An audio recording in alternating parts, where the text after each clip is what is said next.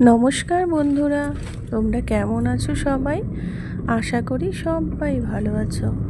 তো আমার আরও একটি ছোট্ট ভিডিওতে তোমাদের সবাইকে স্বাগত।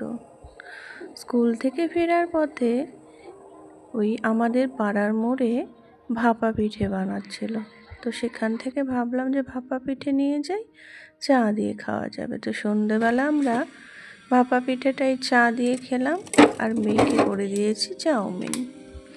এদিকে চাটা খেয়েই আমি মাছটা বের করে রাখছি। বরফ হয়ে আছে, বরফটা ছাড়তে একটু সময় লাগবে। আর ততক্ষণে মেয়েকে একটু পড়তে বসিয়েছি, ওর পরীক্ষা আছে। আর স্কুল থেকে ফিরে আমার এত মাথা ব্যথা করছিল না, কি বলবো। তোকে বলছে যে তুই পড়তে দিয়েছি, আর আমার তো ভালোই লাগছিল না, আবার রান্নাও করতে হবে। তো যাই হোক, আমি উঠে গেলে ও আবার পড়তে চায় না, তো সেই জন্য আমি বসে আছি। তো তারপর কিছুক্ষণ পরে উঠে গিয়ে আমি আবার ওই রান্নাটা চাপিয়ে দেব। এদিকে ঘড়িতেও অনেকটা রাত হয়ে যাচ্ছে।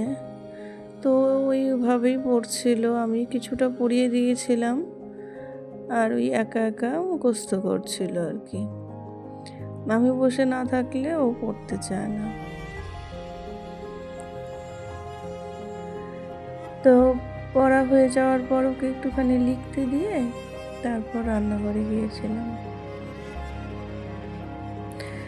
এখন না যত বড় হয়ে যাচ্ছে তত কথাই শুনতে চায় না, কেন কেন।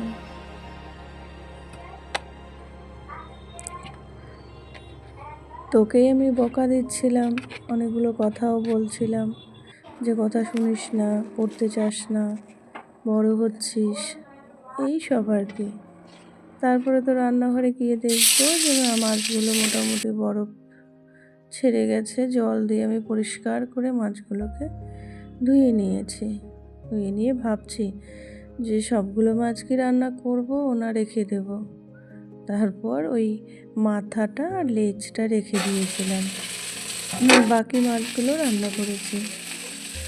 আর মাছ এনেছিল, তো ওটাই রান্না করছি। এনেছিল 2-3 দিন আগেই, ডিপ ফ্রিজে রেখে দিয়েছিলাম।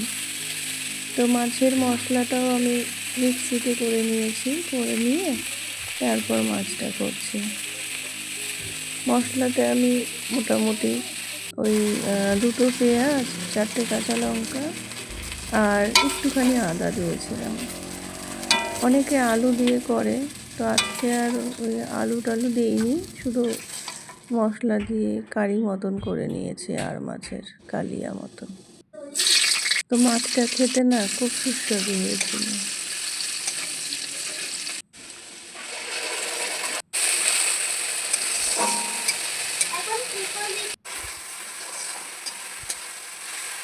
আর মাছের ঝোলে তোমরা কে কীভাবে করো? আমি তো ওই গোটা জিরে ফোড়ন, 2টো কাঁচা লঙ্কা আর একটুখানি পেঁয়াজ ফোড়ন দিয়ে মশলাটা দিয়ে দিয়েছিলাম। মশলাটা দিয়ে ওই ভালো করে কষিয়ে নিতে হবে, যাতে কাঁচা গন্ধটা না থাকে। যখনই দেখবো যে মোটামুটি মশলা থেকে তেল ছেড়ে নিয়েছে, তখন আমি ওই জল দিয়ে দিয়েছি। ওইখানে আমার মশলাটা মোটামুটি ভাজা হয়ে গেছে। জল দিয়ে তারপর জলটা একটু ফুটে এলে মাছগুলো দিয়ে দেবো। মেয়ে কিন্তু খেয়ে খুব ভালো বলেছে মা খুব টেস্টি হয়েছে মাছগুলো। ও তো সব মাছ খায় না, মাছের মধ্যে ও মোটামুটি কাতল মাছ, চিংড়ি মাছ আর এই যে আর মাছটাই খায়। যেহেতু আর মাছ, চিংড়ি মাছ এগুলোতে কাঁটা থাকে না, কাতল মাছের পেটি এগুলোতে কাঁটাটা কম থাকে, সেজন্য এই মাছগুলোই ও খায়।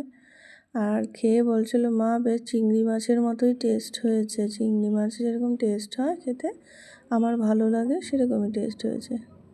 এদিকে ওর বাবাকে খেতে দিয়ে দিলাম।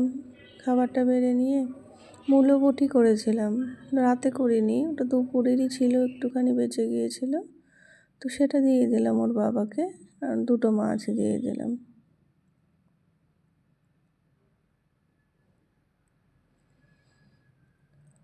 ঝোলটা যেরকম দেখতে ভালো হয়েছে না, খেতেও কিন্তু খুব সুন্দর হয়েছিল, জানো তো।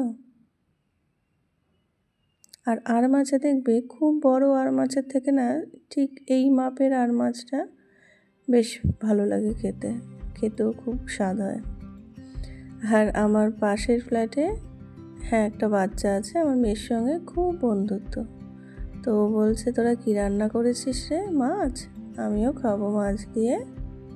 তো দুজনকেই আমি দিয়ে দিলাম। ওরা গল্প করতে করতে খাচ্ছে আর বলছিল খুব টেস্টি হয়েছে, দেখাচ্ছিল হাত দিয়ে খুব টেস্টি। তো ওদের সঙ্গে আমিও খেয়ে নেব এখানে। তো আজকে রাত্রে আমাদের ডিনার করে নিয়েই কিছুক্ষণ মেয়ে খেলবে, ওর সঙ্গে খেলে নিয়েই আমরা শুয়ে পড়ব। তো আজ এ পর্যন্তই। তোমরা সবাই ভালো থেকো, সুস্থ থেকো। তোমাদের সঙ্গে আমার আবার দেখা হবে অন্য কোনো ছোট্ট ভিডিও নিয়ে।